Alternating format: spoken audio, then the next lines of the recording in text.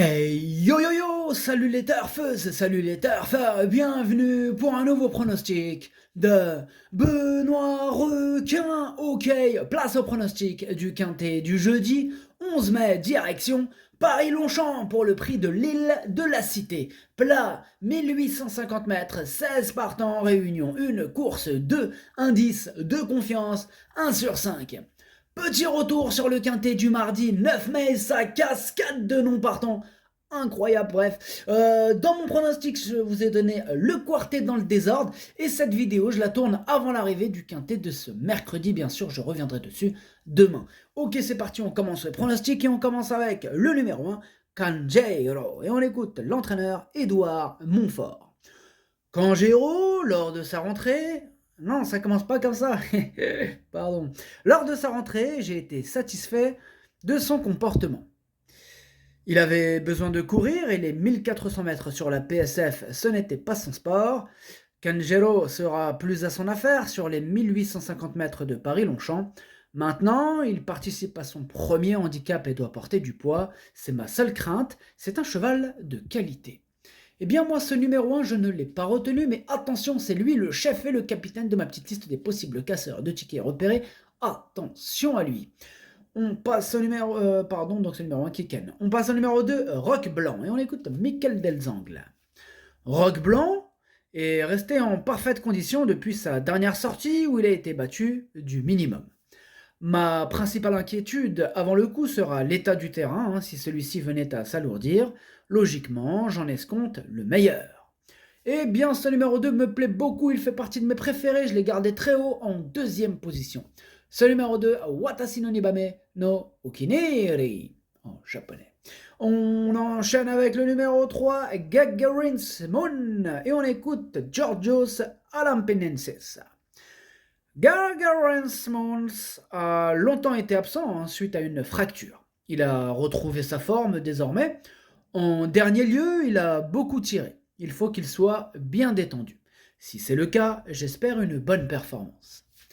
Eh bien, ce numéro 3, je ne l'ai pas retenu. C'est lui mon gros regret. C'est lui mon cheval de complément en cas de non partant. Attention, possible cassage en vue. Ce numéro 3, Kokai. On passe au numéro 4, Lamento, et on n'aura pas les commentaires de l'entraîneur, c'est Faltemar X. Il est parti pêcher tout seul, et tant mieux, j'ai envie de dire, tant mieux qu'il est parti tout seul et qu'il n'a pas embarqué toute la clique comme l'autre, là, Capitaine Yann Barbero. Ah oui, parce que lui, par exemple, quand il part pêcher, Barbero, il fait quoi? Ben, il emmène toujours 3-4 matelots avec lui, tu vois? Bah oui, il prend de la main d'œuvre, c'est un malin, lui. Mais Valdemar X, non. Et lui, c'est un bonhomme, il part tout seul, voilà. Bravo, Valdemar X. Même si c'est pas très sympa, t'aurais pu quand même lâcher un petit commentaire, tu vois. Mais bon, c'est pas grave. C'est pas grave. Ouais. Bref, ce numéro 4, du coup, lui aussi me plaît beaucoup. Je l'ai gardé très haut en troisième position. Ce numéro 4, Daisani. On enchaîne avec le numéro 5, Kabir. Et on écoute Guido Werner Hermann Schmidt. Kabir va faire une prestation correcte, mais va avoir besoin de cette rentrée. Je ne le crois pas capable de conclure dans la combinaison gagnante du quintet, même s'il va apprécier le terrain bien souple. Alors, Guido Werner Hermann Schmidt nous déconseille de le mettre. Eh oui, il nous dit qu'il ne croit pas qu'il va être capable de conclure dans le quintet, kakaki, kakako, tu vois. Donc ça veut dire ce que ça veut dire. Mais quand même, il me fait peur, moi. Même s'il dit ça, ça ne sera pas la première fois. Il me fait peur, ce numéro 5. Moi, c'est un regret, c'est mon deuxième cheval de complément en cas de non partant, attention. Ce numéro 5, Idomeno Kokai. On passe au numéro 6, I Barry. On écoute Mathieu Brasme. J'ai été très satisfait de sa dernière sortie où il revenait dans un gros handicap. Sa forme actuelle est excellente et j'espère qu'il pourra renouer avec le succès prochainement. Indifférent à l'état du terrain et à l'aise à Paris-Longchamp, il se présentera avec toute ma confiance. Eh bien, ce numéro 6, il me plaît bien. Je l'ai gardé assez haut, en quatrième position. Ce numéro 6, Yomi. On passe au numéro 7, Tolvast. On écoute Maurizio Delcher Sanchez. Tolvast nous a donné pas mal de soucis à 3 ans. Il a bien couru lors de sa rentrée, mais s'est montré un peu trop brillant, tout en étant courageux jusqu'au bout. Ici, c'est son premier handicap, il n'a pas beaucoup d'expérience et est un peu allant. Je pense aussi que sa valeur est un peu trop sévère, mais il faut tenter, hein, d'autant qu'on n'a pas trop pas trop de programme avec lui. Eh bien, ce numéro 7, lui, en revanche, je ne l'ai pas retenu. Ce numéro 7, Kaku. On enchaîne avec le numéro 8, Wild Sweet Heart. Et on écoute Mathieu Boutin. Wild Sweet Heart, pour sa deuxième sortie, pour moi, bah, elle s'est bien défendue à Compiègne, hein, sur une piste bien assouplie. Elle tient un bel état de forme et semble plus à son affaire sur 1800 mètres. Pouliche courageuse, j'en attends une bonne prestation. Eh bien, je suis d'accord avec Mathieu Boutin, il me plaît bien. Moi, ce numéro 8, je l'ai gardé en cinquième position. Ce numéro 8, Doi. Et on passe au numéro 9, Eagle Hawk. Et on écoute Yannick Foin. Eagle Hawk est un cheval qui possède des moyens, et j'insiste dans cette catégorie, car je pense qu'il vaut mieux que ses derniers résultats. Il n'a pas été très chanceux dans ses déroulements de course et mérite d'être racheté. Ce n'est évidemment pas une base, hein, mais il ne faut pas l'éliminer. Il est en forme et sur sa distance. Maintenant, s'adaptera-t-il à l'état du terrain? C'est la question. Ses origines ne l'interdisent pas. Eh bien, ce numéro 9, moi je ne l'ai pas retenu, ce numéro 9, Kaku. On enchaîne avec le numéro 10, Fayona, et on écoute Stéphane Gouillette. Fayona est sur la bonne voie après 2 courses prometteuses cette année, notamment la dernière, hein, où elle a très bien fini tout en ayant été un peu gênée à 2 reprises dans la ligne droite. Elle est restée bien et va monter sur cette sortie. J'en attends une bonne prestation, une bonne performance du moins, pardon, une bonne performance à condition que le terrain ne soit pas trop lourd.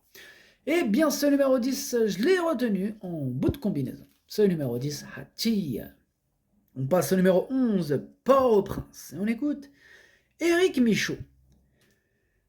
Ces 2 dernières prestations comportent des excuses. Port-au-Prince avait eu un petit contretemps avant la test, puis en dernier lieu, il en a trop fait pendant le parcours. Pour moi, il reste compétitif, hein, malgré une situation au poids moins favorable depuis son succès au Bousca, où il avait gagné avec un peu de marge dans un lot qui tenait la route. Le terrain lourd est à son avantage. Eh bien, ce numéro 11, moi je ne l'ai pas retenu. Ce numéro 11 est Kaku. On enchaîne avec le numéro 12, African Grey, et on écoute Jacques Pied-Noël. African Grey, je ne peux rien lui reprocher, hein, ces derniers temps, hormis de ne pas gagner. C'est un adepte des pistes profondes et il sera normalement servi ce jeudi. De plus, ce parcours lui convient à merveille. En pleine forme, j'espère qu'il bénéficiera d'un bon déroulement de course. Si c'est le cas, il ne devrait pas être loin de la victoire. Eh bien, ce numéro 12, c'est tout simplement mon préféré et je l'ai installé en tête. C'est numéro 12, Okiniri. On passe au numéro 13, U-Rock, et on écoute Julien Carayon. Avec l'assouplissement du terrain, U-Rock devrait être à son affaire sur cette distance plus courte qu'en dernier lieu. Il est resté bien, on est optimiste, bien qu'il soit sous le coup d'une pénalisation. Eh bien, ce numéro 13, moi je ne l'ai pas retenu, mais il est quand même en plein milieu de ma petite liste des possibles troubles faits, donc méfiance. Ce numéro 13, Kiken. On passe au numéro 14 de Luman et on écoute Stéphane Wattel. Luman aurait été très bien en seconde épreuve. C'est un peu plus difficile pour lui à ce niveau. On a du mal à le retrouver. Je n'ai pas de soucis à l'entraînement le matin, mais il a du mal à redevenir compétitif dans les handicaps. Il sera muni d'œillères australiennes et j'espère que cet artifice va nous aider. Moi, ce numéro 14, du coup, je ne l'ai pas retenu, mais il est à l'arrière de ma petite liste des possibles troubles faits, donc attention. Ce numéro 14, Kiken. On passe au numéro 15, Hugo The Look, et on écoute Joachim Brandt. En dernier lieu, Hugo The Look a couru correctement, hein, sur un terrain un peu léger pour ses aptitudes. Il faut qu'il pleuve, car il est à son affaire sur les pistes bien souples. Il est bien, et c'est avant tout une histoire de terrain avec lui. Il insiste bien sur le terrain. En tout cas, moi, ce numéro 15, il me plaît bien. Je l'ai gardé en 6ème position. Ce numéro 15, Dokei. Et on termine avec le numéro 16, Bevan, et on écoute Ludovic Gadbin. Bevan, eh bien, il est vrai qu'on ne pensait pas arriver en première épreuve, mais c'est ainsi. Il bénéficiera du plus petit poids de l'épreuve, il fait toutes ses courses, est compétitif à cette valeur, affectionne les pistes bien assouplies et vient de très bien courir sur ce parcours. De plus, sa forme actuelle ne fait aucun doute, dès lors, on se déplace ici avec des ambitions. Eh bien, ce numéro 16 aussi, je l'ai retenu, plutôt en bout de combinaison, hein, mais je l'ai retenu. Ce numéro 16, Nanaï, le pronostic, ça donne 12, 2, 4, 6, 8, 15, 16, 10. Merci d'avoir suivi cette vidéo. N'hésitez pas à mettre un pouce bleu si la vidéo vous a plu. Pour accéder à tous mes tickets pour la course du Quintet, rendez-vous directement en description de la vidéo. À jouer avec modération. Bonne chance. Chopez-le moi. Ciao.